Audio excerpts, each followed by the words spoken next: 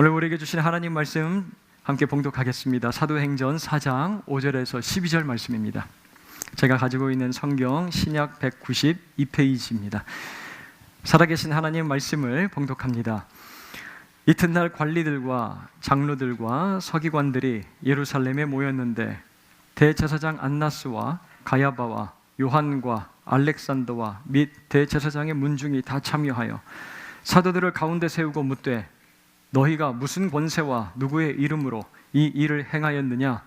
이에 베드로가 성령이 충만하여 이르되 백성의 관리들과 장로들아, 만일 병자에게 행한 착한 일에 대하여 이 사람이 어떻게 구원을 받았느냐고 오늘 우리에게 질문한다면 너희와 모든 이스라엘 백성들은 알라.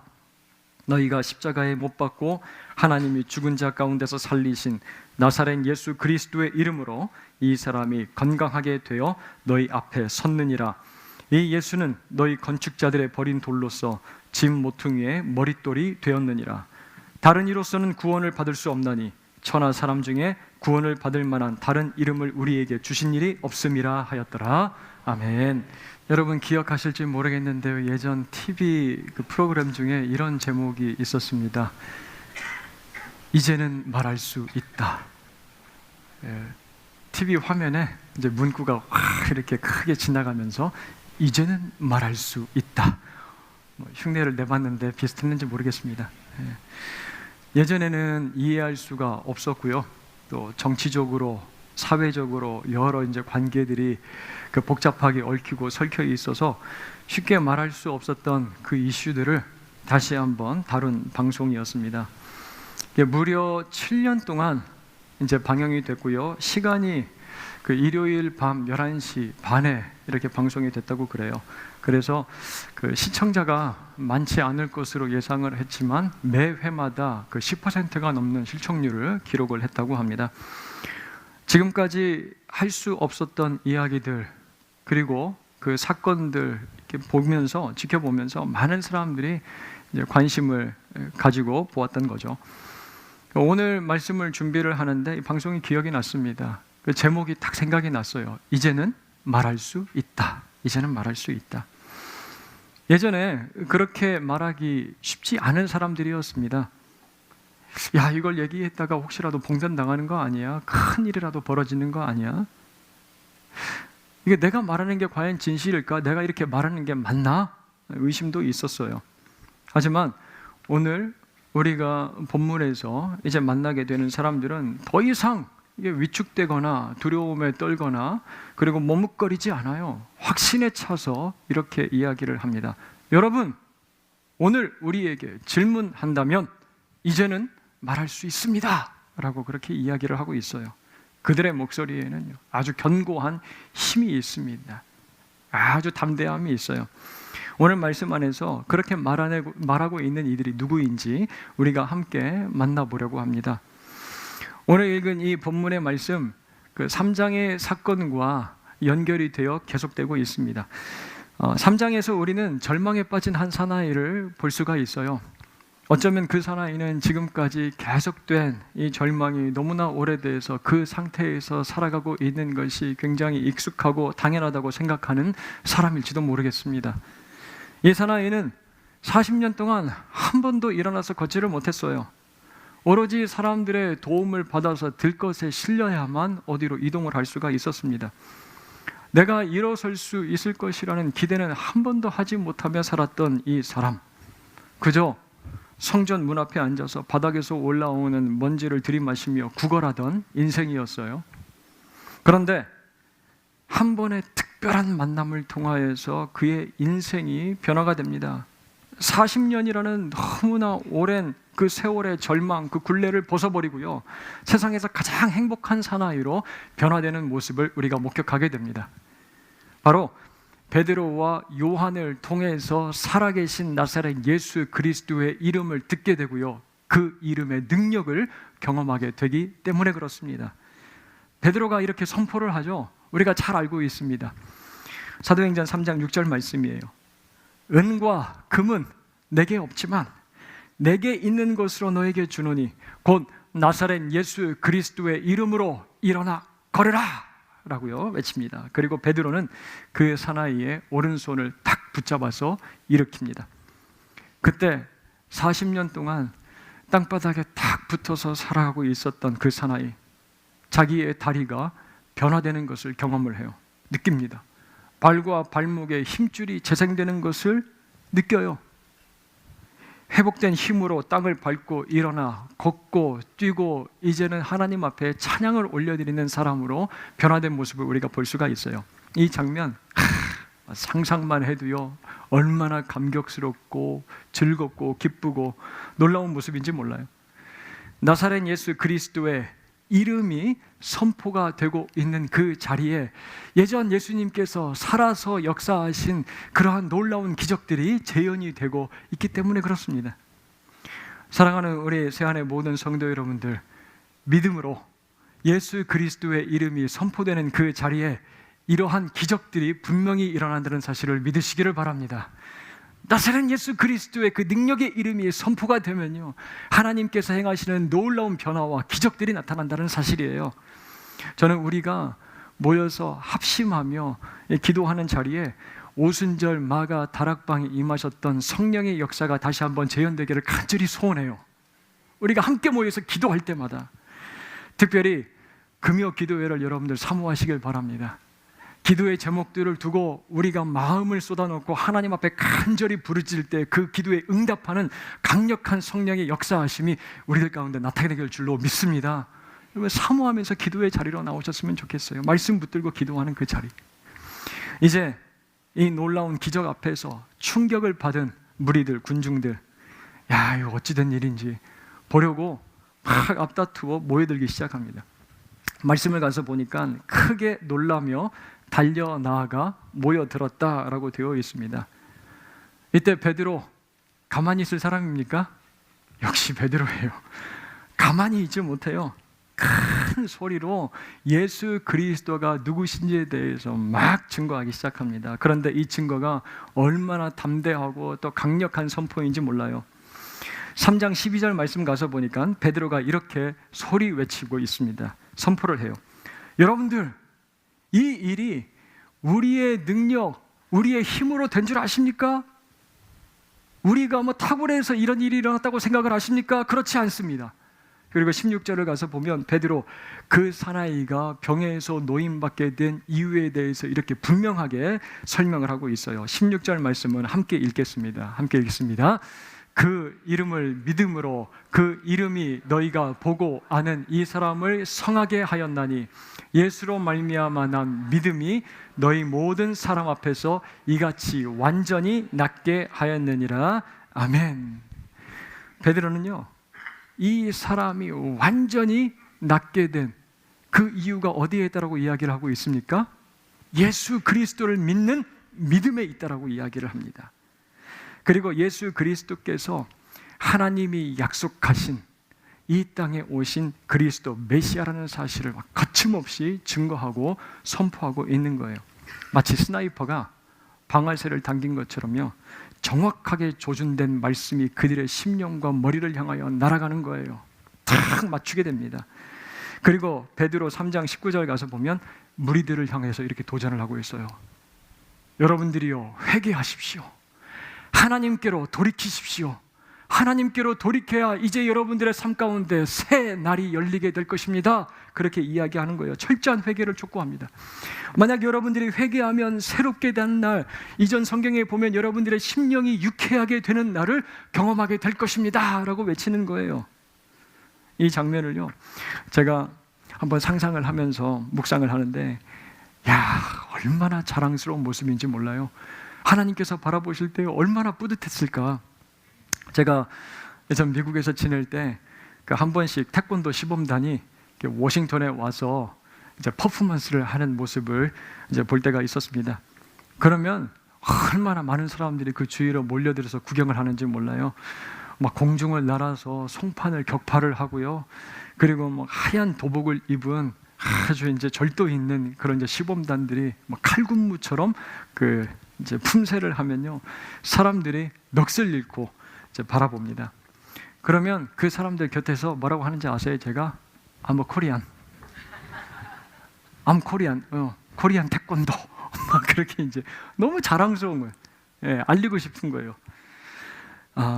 마치 태권도 시범단처럼 베드로와 요한, 모인 무리들의 마음을 송판처럼 벽돌같이 굳어있는 그들의 마음을 깨트리기 시작합니다. 격파하는 거예요. 야, 너무 멋져요. 자랑스럽습니다. 그런데 여러분, 이곳이 어디라고 말씀하고 있죠? 어디라고 이야기합니까? 사진을 한번 보여주세요. 11절 가서 보니까 솔로몬 행각이라고 되어 있습니다. 이쪽에서 찍어서 그 안쪽 부분이 잘 보이지 않지만 그 안쪽 부분이 반대편에 있는 저 이제 기둥들이 쭉 나열되어 있는 그 부분과 같습니다. 솔로몬의 행각이에요. 그 솔로몬 행각 바로 옆에 보면 작은 문이 있고 성전으로 들어가는 문, 그 미문이 거기에 위치를 하고 있어요.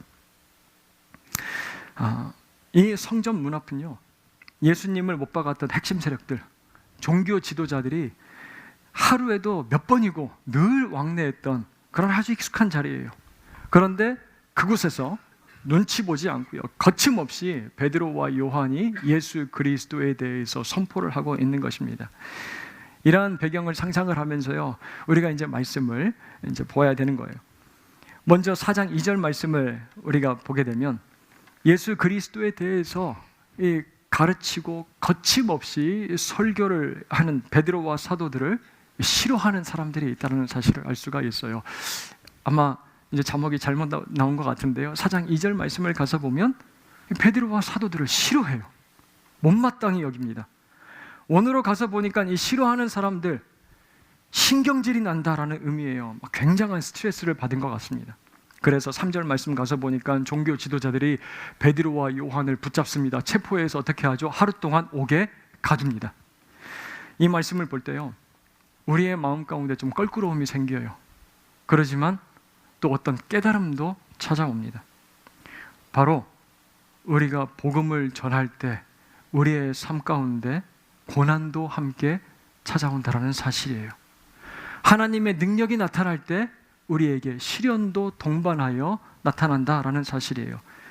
예수 그리스도의 이름으로 여러분 40년간 병으로 시달렸던 사람들을 자유케 했어요. 땅바닥에 앉아있던 인생을 일으켰습니다. 그리고 예수 그리스도에 대해서 타협 없이 물러섬 없이 선포를 했어요. 그러면요, 하늘에서 폭죽이 터지고 막 꽃가루가 날리고 하늘에서 인정과 칭찬의 목소리가 들려와야 되지 않겠습니까? 잘한다, 멋진다, 이야, 자랑스러워.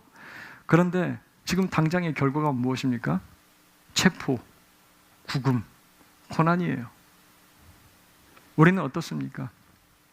열심히 주님의 일을 감당을 하면요, 복이 임하고 축복의 형통이 우리의 삶 가운데 꽃길처럼 막 쫙 열릴 거라고 기대를 하지 않습니까? 하지만 오늘 말씀에 비춰보면 꼭 그렇지도 않은 것 같아요.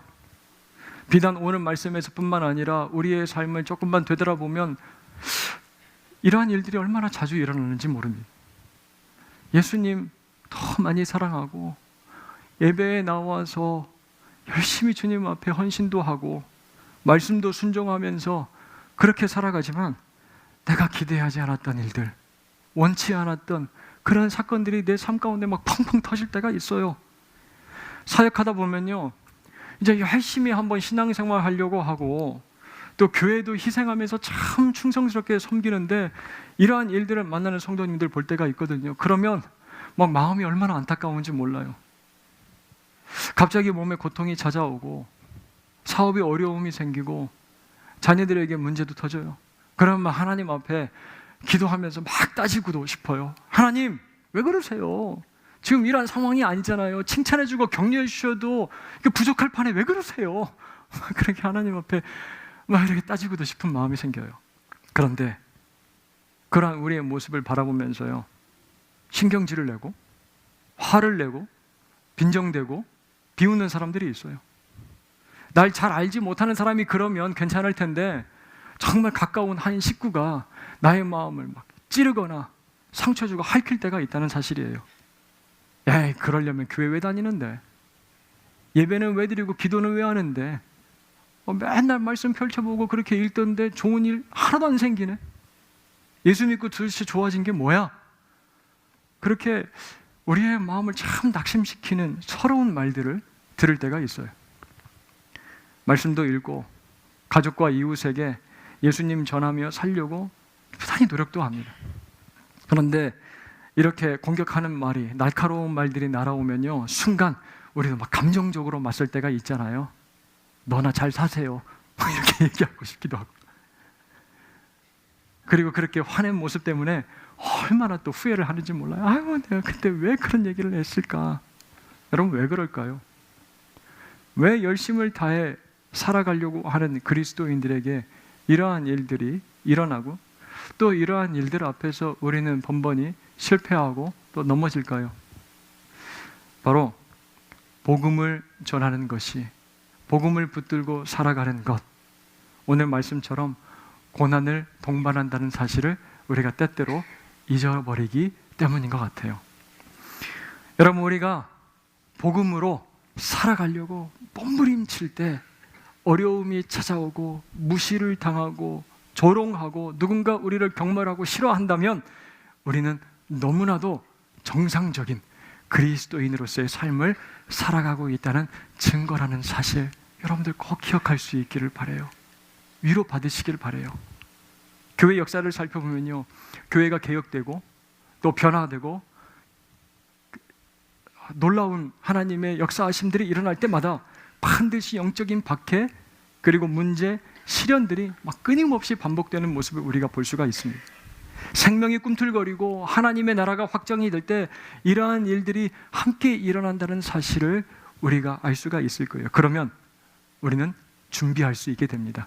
제가 일부 예배 때 딱 이렇게 했더니 제 주먹 보이셨어요? 네, 빨라서 안 보이셨죠? 그랬더니 이제 일부 예배 때는 반응이 전혀 없으시더라고요. 아무리 빠르게 주먹이 날아와도 그 주먹을 볼 수 있는 반사신경이 있으면 어떻습니까? 딱 보고 카운터 펀치를 날릴 수가 있는 거예요. 그게 실력입니다, 여러분. 마찬가지로 우리 모두가 복음의 전선 가운데서 치열한 영적 전투가 있음을 기억하며 준비하시기를 바랍니다. 그래서 고난과 시험, 어려움들이 우리 믿음의 길 위에 장애물처럼 도사리고 있을지라도 그것들 승리하며 이기며 우리 주님과 동행할 수 있는 저와 여러분들 모두가 될 수 있기를 주님의 이름으로 축원합니다. 이제 4절 말씀, 이러한 증오와 박해 가운데서도 복음이 얼마나 능력 있게 이제 예루살렘을 통하여 전파되고 있는지 보여줍니다. 특별히 여러분 4절 말씀 가서 보니까 말씀을 듣고 믿은 자의 수가 몇 명이라고요? 남자만 5,000명이라고 기록이 되어 있어요. 여러분, 이 5,000명이라는 숫자를 딱 들을 때 우리가 기억나는 사건이 있죠. 예수님의 오병이어 사건이에요. 5,000명을 먹이신 기적 사건. 자, 이 모습을 지켜보고 있는 종교 지도자들도 긴장하기 시작합니다. 얼마 전 예수가 막 기적과 말씀으로 5,000명을 먹이더니 이제 그를 추종했던 그의 제자들이 복음으로 5,000명을 먹이고 있는 그 사건이 막 재현되고 있는 거예요. 그때 악몽이 막 되살아나는 것 같습니다.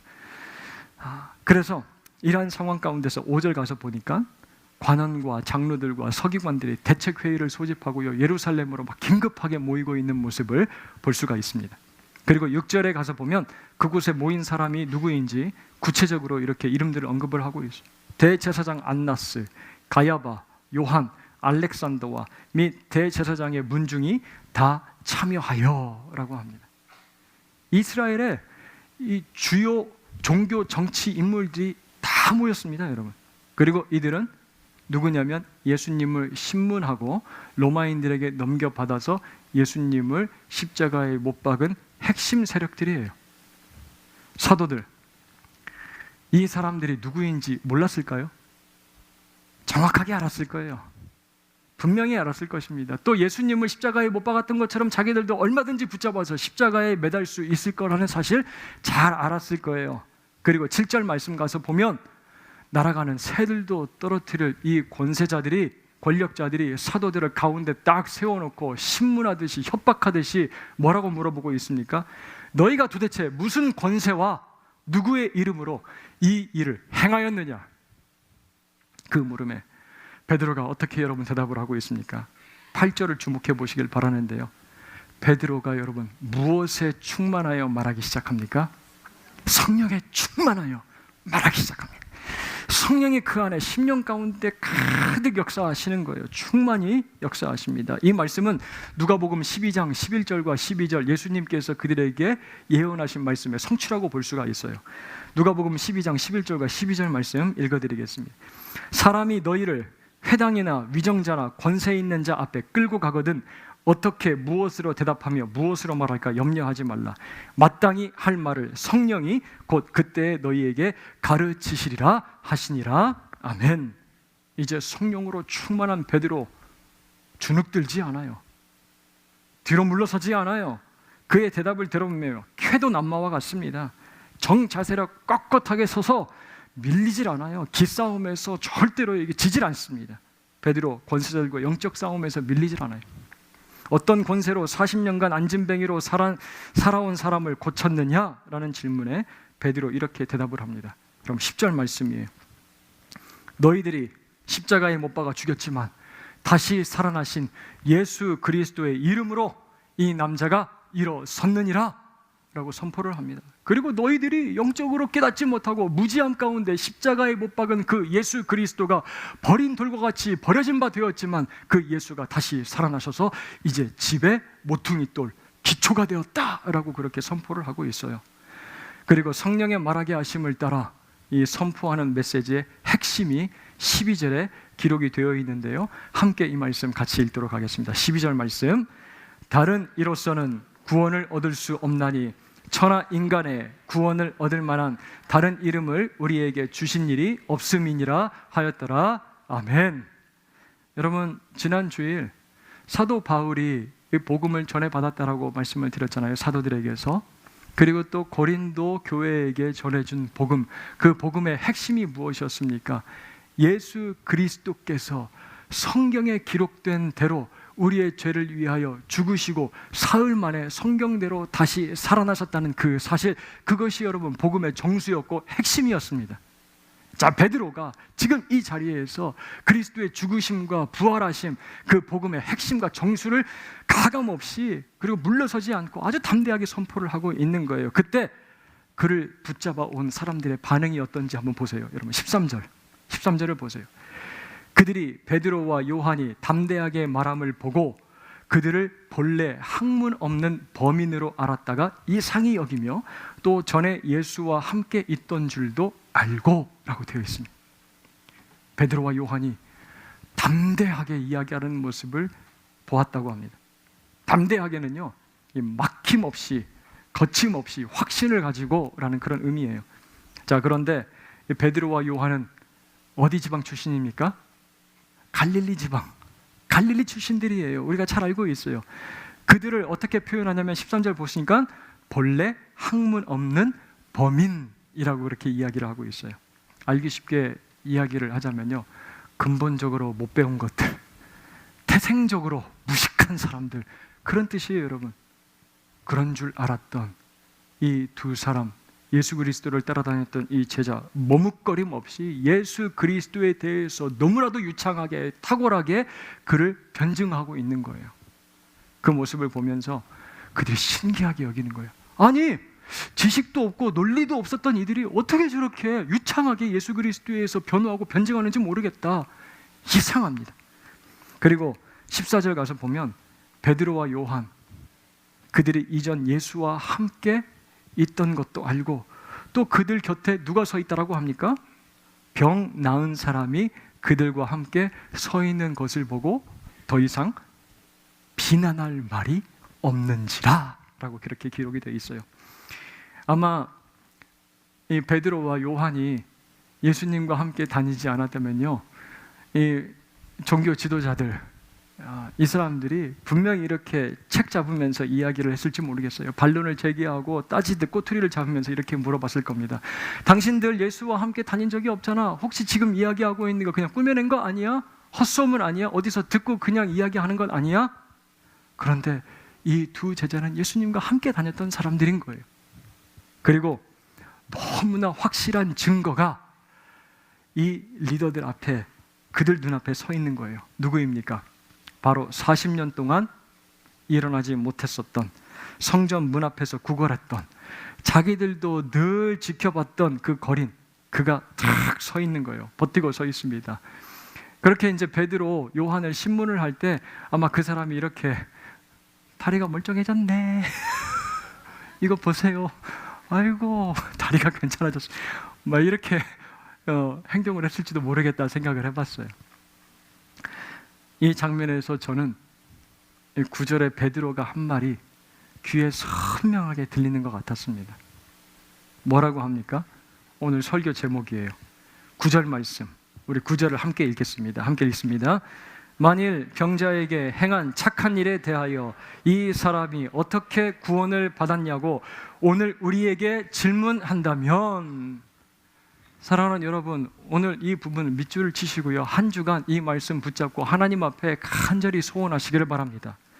주님, 누군가 우리에게 이러한 놀라운 일이 어떻게 일어났냐고 질문한다면 우리가 이렇게 대답하게 하여 주시옵소서. 오늘 우리에게 그렇게 당신이 질문한다면 나는 답을 가지고 있는 사람입니다. 그렇게 답을 말해줄 수 있는 놀라운 성령께서 일으키시는 기적과 체험들을 경험하면서 살아가는 우리 새안의 모든 믿음의 가족들 되길 주님의 이름으로 축원합니다.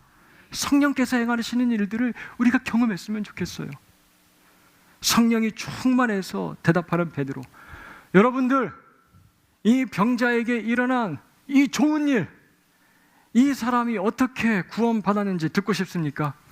그 일에 대하여 오늘 여러분들이 나에게, 우리에게 질문한다면, 자, 여기 대답이 있습니다. 나와 함께 하셨던 예수 그리스도께서 지금 이곳에도 우리와 함께 계시고 그 살아계신 예수 그리스도의 이름으로 선포했을 때 병이 나은 이 사람이 바로 옆에 있습니다. 바로 이 사람이 예수 그리스도의 살아계심의 증거입니다 라고 이야기를 하고 있는 거예요. 여러분, 분명한 증거가 있는 사람, 답을 알고 있는 사람이 이렇게 자신 있게 이야기할 수 있는 것 아니겠습니까? 오늘 우리에게 질문한다면,